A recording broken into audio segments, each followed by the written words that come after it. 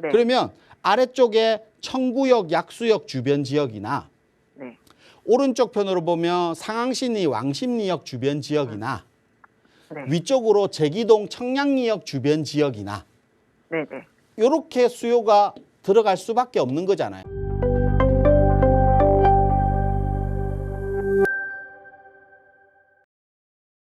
안녕하세요. 네, 안녕하세요. 네, 시청자분 어떤 고민 갖고 계세요? 제가 마장동 삼성 레미안 거주 중이거든요. 살고 네. 있거든요. 네. 근데 이거 이제 전망 알고 싶어서요. 그냥 한마디로. 자, 마장동 삼성 네. 레미안 언제부터 보유하셨을까요? 2017년이요. 2017년, 지금 한 6년 정도 보유를 하고 계셨고, 네. 앞으로 전망 궁금하다고 하셨는데 혹시 이사 계획이 있으신 건가요? 뭐 아직 지금 정확하게 있는 건 아닌데 좀 생각 중이라서요. 네, 전망에 따라서 또 고민을 하고 계실 것 같아요.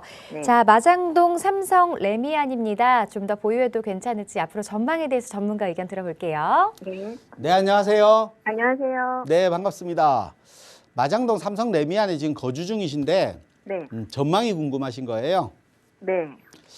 제가 볼 때는 그냥 그대로 보유하시는 전망 괜찮아요. 전망이 네. 저는 좋다라고 말씀드릴 수 있을 것 같아요. 아, 그래요? 네. 그 이유가 네. 지금 현재 부동산 시장에서 보면 가격이 전체적으로 아파트 가격이 조금씩 조정을 받고 또 하락을 하고 이랬는데 네. 마장동 그리고 왕십리역 주변 지역 있죠. 이쪽 지역과 네, 네. 상항신리역 주변 지역 이 주변 네. 지역의 가격은 네. 비율로 따졌을 때 그렇게 많이 빠지지 않았어요. 그 이유가 뭐냐면 도심권에 있는 아파트이기 때문에 그래요. 도심권. 지금 우리 도심권에는 상업시설이다 보니까 주택 공급이 안 되죠. 네. 그러니까 지도를 조금 크게 보면서 설명을 드리면 될 것 같아요. 네. 네. 지금 보시면 우리 마장동 삼성 네. 레미안 같은 경우가 네. 우리 도심권은 지도로 보면 이렇게 상업시설로 빨간색으로 되어 있어요. 네. 이 빨간색으로 된 지역은 주택을 그러니까 아파트 공급이 안 되는 지역이에요. 네. 그 업무 시설만 있는 지역이에요. 그러면 이 지역에 직장을 다니는 수요들은 결국은 이 직장에 가까운 지역으로 수요가 몰리겠죠. 네. 그러면 아래쪽에 청구역, 약수역 주변 지역이나 네. 오른쪽 편으로 보면 상항신리, 왕십리역 주변 지역이나 네. 위쪽으로 제기동, 청량리역 주변 지역이나 네. 네. 이렇게 수요가 들어갈 수밖에 없는 거잖아요. 네. 네. 근데 지금 상업소의 비율과 인구 그 종사원 수에 비하면 여기 있는 주택으로만 충당이 다 안 되는 거예요. 그래서 저 멀리 있는 지역에서도 접근을 하는 거거든요. 근데 가까이 있다라고 하면 훨씬 더 유리하겠죠. 네. 그래서 제가 볼 때는 그런 의미로 봤을 때는 충분히 가격 메리트가 있고 앞으로 상승할 여지가 충분히 더 있다라고 말씀드릴 수 있을 것 같아요. 네. 그리고 좀 우리 아파트만 집중해서 본다라고 하면 네. 우리 아파트 같은 경우는 또 왕십리 역세권 지역에 있어요. 그렇죠? 네. 지하철은 마장역을 이용할 수 있는데 네. 마장역을 초역세권 바로 앞에서 이용할 수 있어요. 네. 네. 뭐 나가면 바로 지하철역이잖아요. 네. 네. 근데 바로 아래쪽에 왕십리역이 있어요. 네. 왕십리역이 쿼드러플 역세권이거든요. 그러니까 쿼드러플 역세권은 4개 노선이 다니는 겁니다. 네. 근데 앞으로 추가로 뭐 동북성이나 GTS 들어오면 6개 노선이 될 거예요.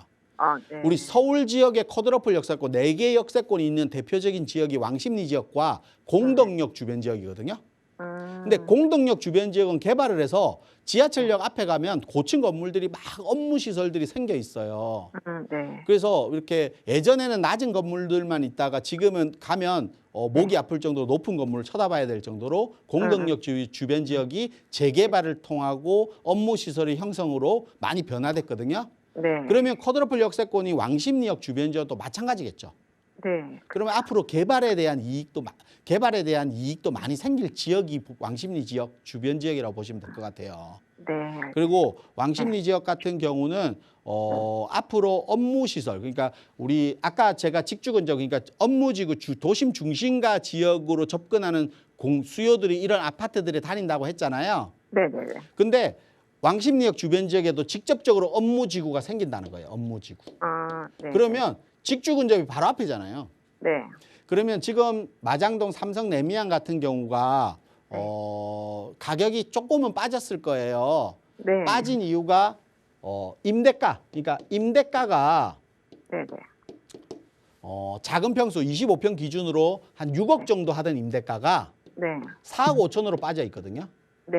왜냐하면 지금 최근에 임대가들이 많이 빠지고 있잖아요. 네네네. 그래서 이런 임대가가 빠진 것 때문에 가격이 조금은 조정을 받았을 건데요. 네. 이런 수요들이 계속해서 집중되다 보면 임대가가 다시 올라갈 거예요.